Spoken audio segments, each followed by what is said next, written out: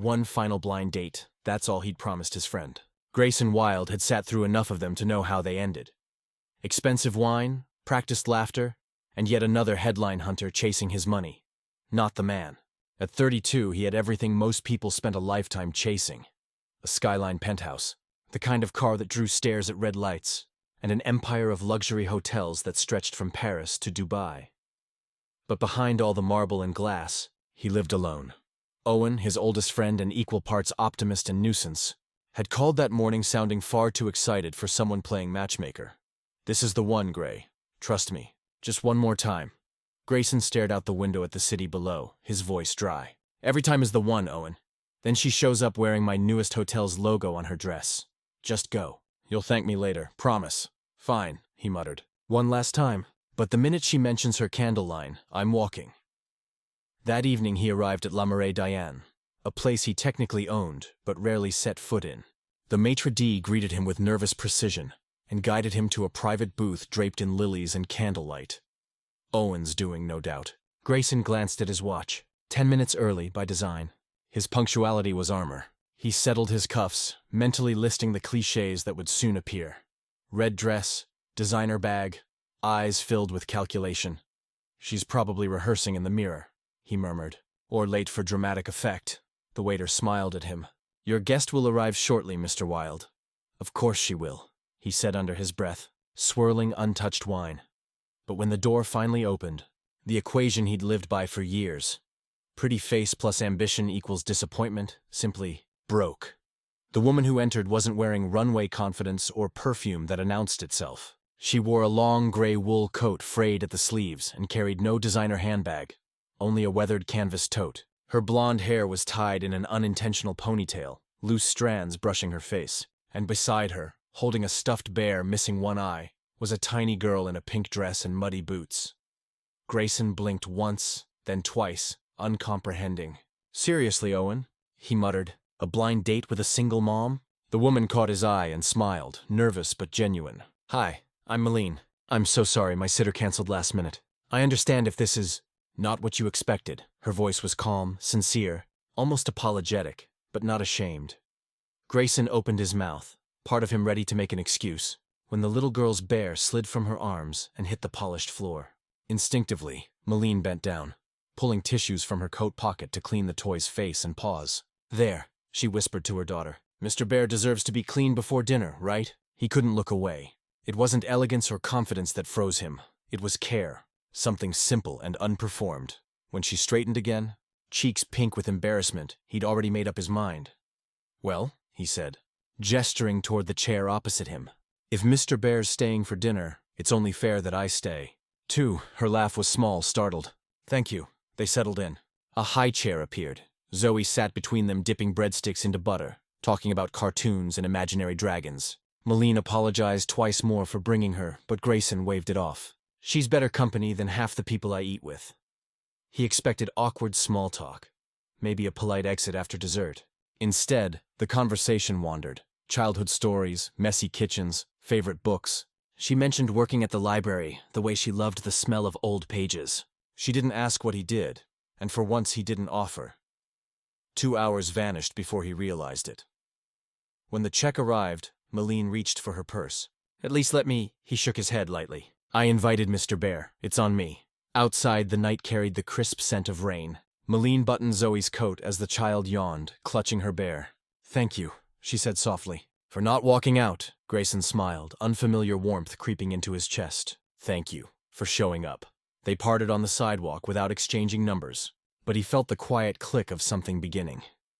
Days later, he was in his office overlooking Manhattan, surrounded by paperwork and people who spoke in millions, not feelings. Yet every spreadsheet blurred until he found himself remembering Zoe's small giggle, or the way Malene's eyes softened when she spoke. He scrolled through endless emails and told himself he was ridiculous. But by the time he shut his laptop, he already knew the truth. "You're still thinking about her," Owen said that night, lounging in Grayson's penthouse with a drink he hadn't been offered. "No," Grayson lied, staring out at the city lights. Owen grinned. "You are. You've got that stupid face you get when something surprises you. Admit it. You actually liked her," Grayson scoffed. "I barely know her. It was one dinner. And yet 3 days later, you're up here replaying every word. He didn't answer. The silence did it for him. The urge to see her again felt absurd. Billionaires didn't drop by places. But Malene had mentioned the library, and curiosity won. So he traded his tailored suits for jeans and a sweater, parked 2 blocks away, and walked through the glass doors of the old brick building. The smell of paper and dust pulled him somewhere he hadn't been since high school. He almost turned back. This is ridiculous, he thought. She'll assume I'm stalking her. But then he caught sight of her, behind the circulation desk, hair tied loosely, sorting through a stack of children's books. She looked up, surprise flickering across her face. "Grayson?" He smiled, awkward, rubbing the back of his neck. "Hey, I came looking for something. To read." Her brow lifted, half amused. "Really?" He held up the first book he'd grabbed from a nearby cart, The Magic Squirrel and the Secret Key. "I may be out of my depth." She laughed, a quiet, genuine laugh that felt like sunlight hitting cold glass. "You're definitely in the right place then," she said, walking around the desk. "Come on, I'll show you the adult section. Unless you'd prefer talking animals. I was hoping you'd tell me what's worth reading." So she did. They wandered the aisles for nearly half an hour, her hand tracing book spines as she spoke about authors, stories that mattered, the worlds she escaped to after Zoe's bedtime. He listened more than he talked, drawn by the calm certainty in her voice. She teased him for never hearing of Colleen Hoover. He pretended to be offended. They didn't mention the dinner or the fortune he hid behind a borrowed sweater. It didn't matter. What filled the space between them felt easy, like pages turning. Eventually she asked, teasingly, "So, what do you do again?" He smiled, leaning lightly against the shelf. "You first," she rolled her eyes. "I shelve books, diffuse tantrums, and help second graders find dragons. Sounds harder than my job." "Oh, really? What is your job?" Grayson hesitated, then shrugged. "Let's just say I run a few places people go when they need rest. Not technically a lie." Her smile said she didn't press for more, and as she handed him a battered copy of The Great Gatsby, their fingers brushed. A brief, accidental touch that carried all the quiet wonder of his first real connection in years. For a man who could buy anything, it felt strange to realize he'd already found what he'd been missing. She said at one point, running her fingers over a hardcover spine, "What do you do again? I realized I never asked." Grayson hesitated, then offered her the same version he had told others before. "I write. Mostly travel essays, sometimes fiction." She looked impressed. "That explains the questions about the magic squirrel." He grinned. "I like a good plot twist." When he finally checked out the book, she recommended a man called Ove. She smiled as she scanned it. "This one's about a grumpy guy with a good heart. I think you'll relate." Grayson took the book, touched by the playful jab. "I'll bring it back." "I'll be here," she said, not missing a beat. And just like that, the door opened again. Not just the glass door of the library, but something quieter, deeper. He wasn't sure what this was, but he wanted to find out. It was a Thursday afternoon when the call came. Malene had just clocked in at the library when her manager approached. "Can you cover the evening shift today? Emma's out sick and we're short-staffed." She hesitated. "I have Zoe with me. I was just going to drop her off with my neighbor for a few hours." "They're really counting on you," her manager said. Malene checked the time. Just enough to walk Zoe across the block to her sitter's place. But when they arrived, no one answered. She called, no reply. Her stomach tightened, minutes until her shift started. Zoe tugged her hand. "Mommy, I'm hungry." Malene closed her eyes. Then a voice from behind. "Everything okay?" She turned. Grayson stood across the street, takeaway coffee in hand, hair tousled by the wind. She blinked. "Grayson, what are you doing here?" He lifted his cup. He needed more books and maybe a scone. Her laugh came out shaky. "Of course." Zoe peeked from behind her coat. "That's the man who helped Mr. Bear." Grayson smiled. "Hi, Zoe." Malene crouched, thinking fast. "You wouldn't happen to be free for the next 30 minutes? He raised a brow. "Why?" "My sitter's out. I need to run back to the library just for a bit. I know it's a huge ask." "I'll watch her," he said. Malene blinked. "You're sure? We'll hang out, read some stories, maybe split a croissant." "She can be shy." "I'm good with shy." Malene exhaled. "Okay, thank you. You don't owe me anything," he added. "Go do your job. We've got this." She gave Zoe a hug and hurried away, heart still pounding. Grayson turned to Zoe. "Miss Zoe, ever tried the almond croissants at Baxter's?" She tilted her head. "What's a croissant?" He grinned. "Let's find out." Inside the cafe, they sat by the window. Grayson helped her peel the croissant apart, cutting it into bite-sized pieces. Then he knelt and tied her tiny pink shoelaces double-knotted. Precise. "Do you read stories?" she asked. "All the time."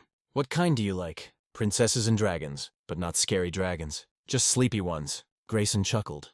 Let's see what we can find. He pulled a children's book from the cafe's small shelf. The Sleepy Dragon and the Stolen Star, and sat in the corner chair while she curled beside him. His voice softened, pacing the story with ease. Zoe giggled, then gasped, then whispered along with him. Neither noticed the college student at the next table, quietly filming a 30-second clip on her phone. Later that evening, while Malene reshelled books, her co-worker Melanie waved her phone.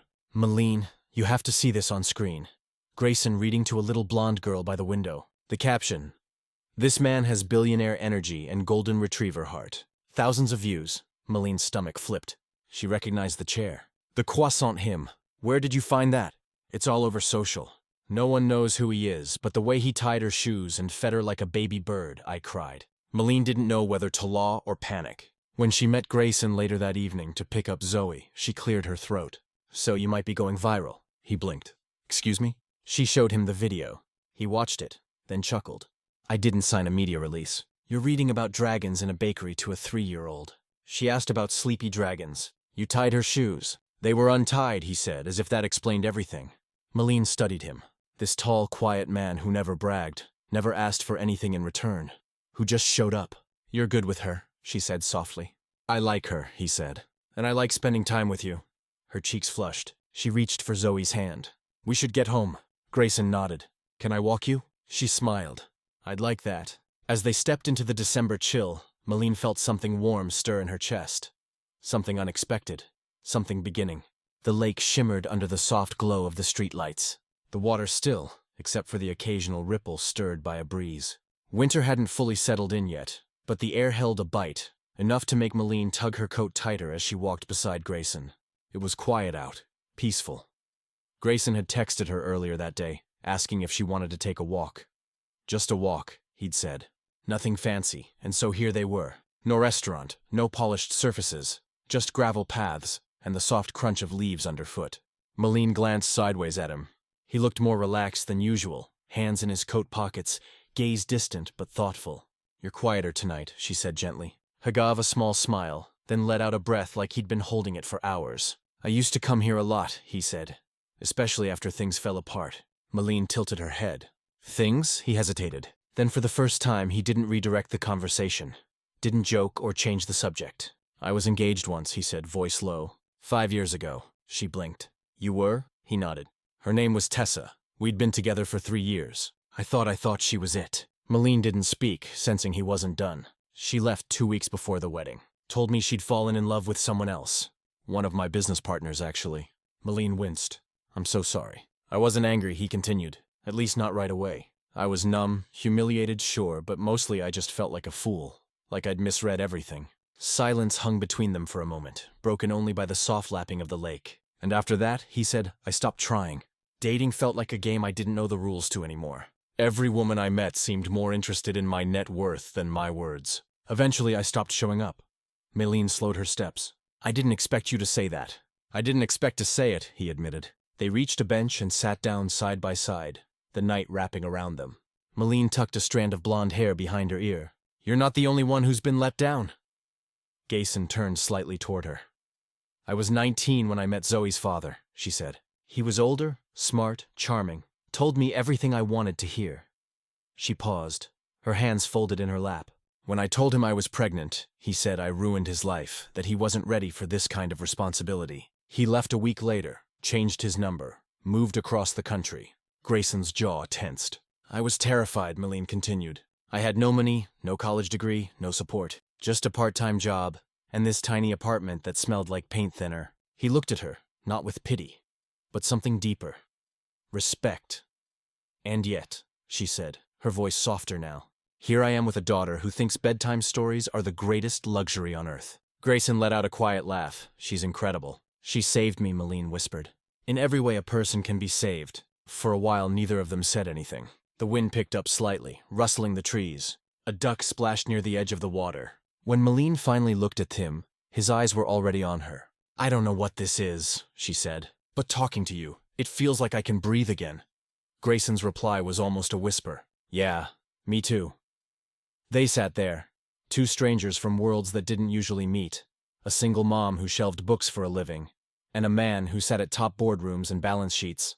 But in that moment, none of it mattered. Pain had leveled the field between them, and in the raw honesty of shared wounds, something quietly beautiful had started to grow.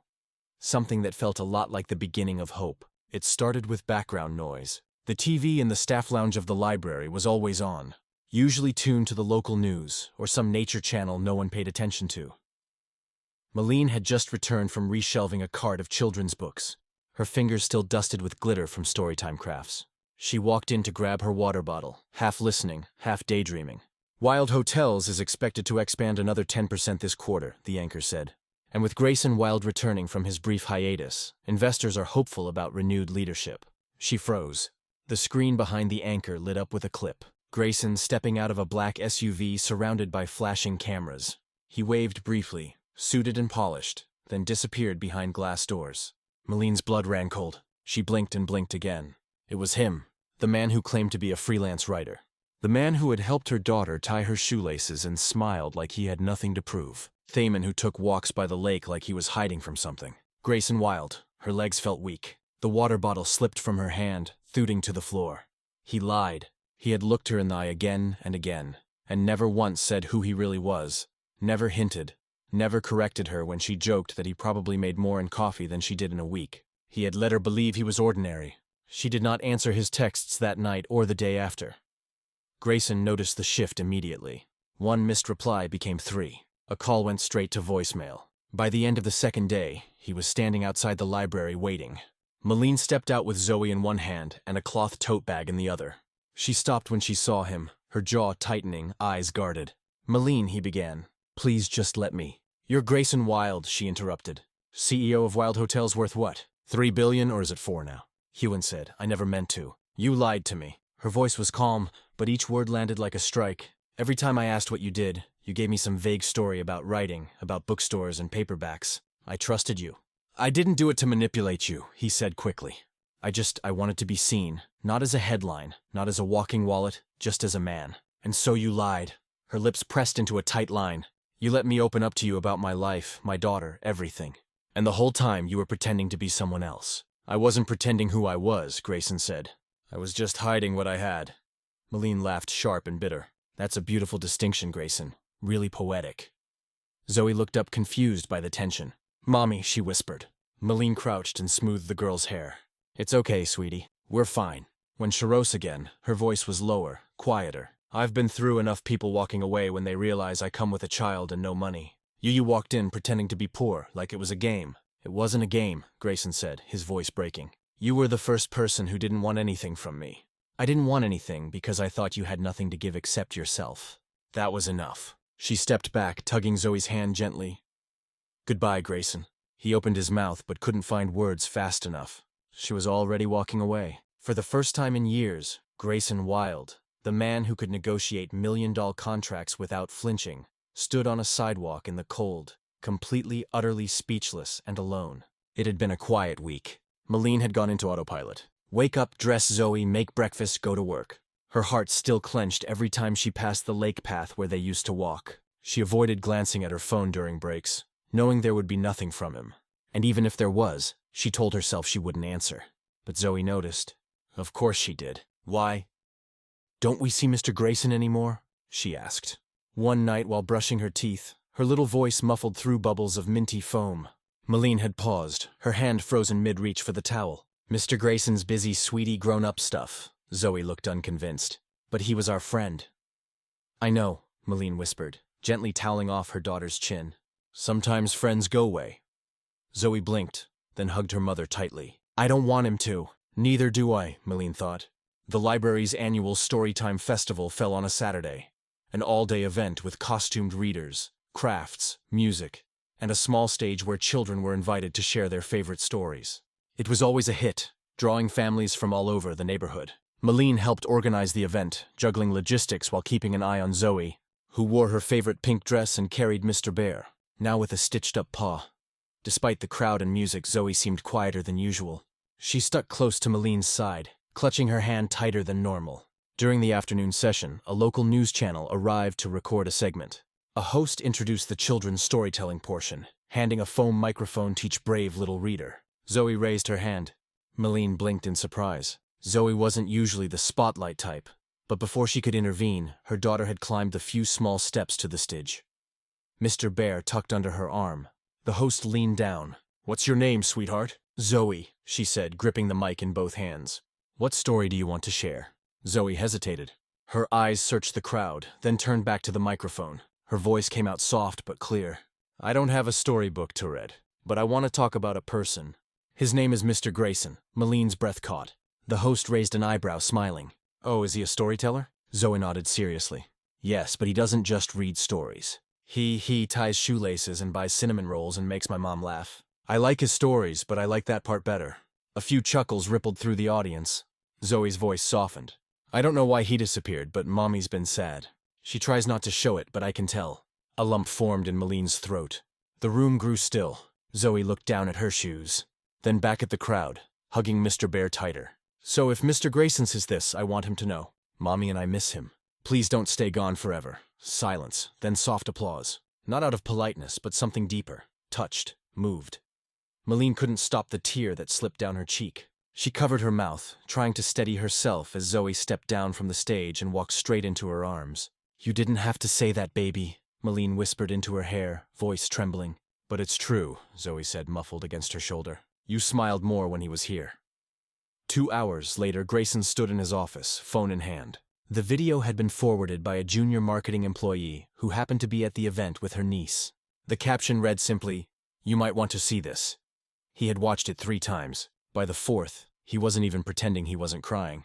When Zoe's little voice said, "Please don't stay gone forever," something inside him broke open and something else snapped back into place. He grabbed his coat. It was time. It was snowing again. Large, soft flakes drifted from a heavy gray sky, covering the sidewalk and bare trees outside the small public library. The kind of snow that made everything quiet, as if the world was waiting. Grayson stood at the entrance, snow clinging to his black coat. In his gloved hands, he held a small white bakery box tied with red string. Apple crumble muffins, the kind Malene once mentioned loving on a walk. His heart pounded harder than it ever did before a board meeting. This wasn't business. This was Malene, Zoe, a chance he was terrified to lose. He stepped inside. The warmth of the library wrapped around him. Soft light, muffled voices, the rustle of pages. In the reading nook, a little girl in a pink dress looked up. Zoe's eyes lit up. "Mommy, it's Mr. Grayson." Malene appeared from an aisle, a stack of books in her arms.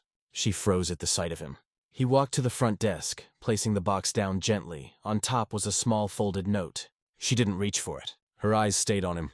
"I wasn't honest," he began, his voice low but steady. "I told myself it was harmless, just wanting to be seen without the name. But I should have trusted you." Still, she said nothing. He nodded at the box. "Open it." Malene untied the string and lifted the lid. The scent of cinnamon and apples drifted up. Her breath caught. She unfolded the note, fingers trembling slightly. "I may not be perfect, but if you'll let me, I'll spend the rest of my life learning how to be the kind of man who's worthy of you." And Zoe, her eyes shimmered, not with anger. Something else. Something softer. "I thought you just disappeared," she whispered. "That it didn't mean anything to you." "It meant everything," he said. "But I thought I'd lost you, and maybe I was afraid to find out for sure." Zoe wandered between them, holding Mr. Bear by one arm. She looked from her mother to Grayson. "Mommy?" she asked, tilting her head. "Can he stay for dinner this time?" Malene laughed, a quiet, shaky sound that cracked open the stillness. She looked down at her daughter, then up at Grayson, and nodded. Grayson stepped forward slowly, not trusting the moment.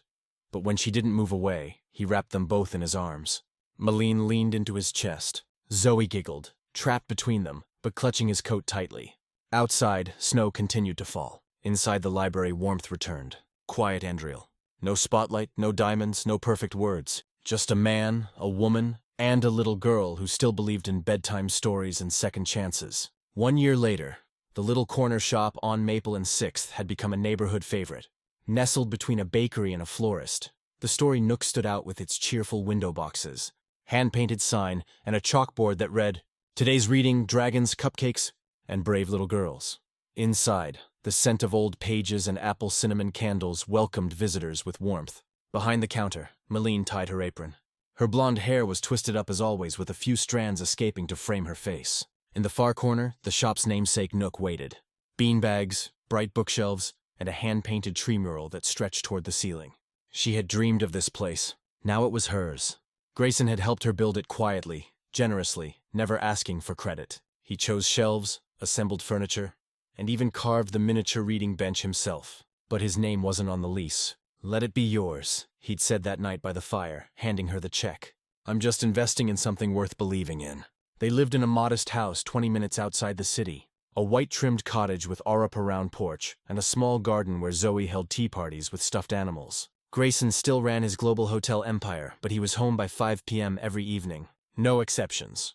That morning their kitchen had smelled like toasted muffins and jam. Zoe, now 4, sat at the table in a pink dress, her signature look these days, coloring as she hummed. Today's drawing showed a capped figure carrying a princess in one arm and a teddy bear in the other.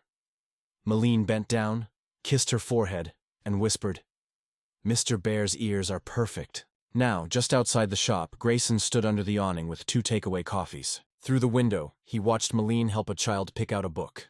She had become a beloved face in the community, warm, patient, trusted. He still felt lucky every time he looked at her. Suddenly, the front door burst open. Zoe dashed outside, pink dress twirling, half a muffin in one hand and her drawing in the other. Her voice rang down the street. "My daddy is the man who reads bedtime stories better than anyone." Passers-by chuckled. A cyclist rang their bell. Grayson crouched down, laughing. "Oh yeah," he said. "Better than the guy with the puppets on YouTube." "Way better," Zoe replied seriously. She handed him the picture. "This is you saving Mommy and me again." Malene appeared at the doorway, already smiling. Grayson stood and walked to her, the drawing still in his hand. Zoe ran back into the shop, her laughter trailing behind her. He reached Malene, paused, and wrapped one arm around her waist. Behind them, the wind rustled the leaves. The world moved on, but in that moment, everything slowed. Grayson leaned in, voice low, just for her. "I thought it was just one last blind date." Malene tilted her head toward him, eyes bright with warmth. "I never knew it would lead me home." If this story stirred something in your heart, a smile, a tear, or maybe a quiet reminder that love shows up when we least expect it, don't forget to hit that hype button and subscribe.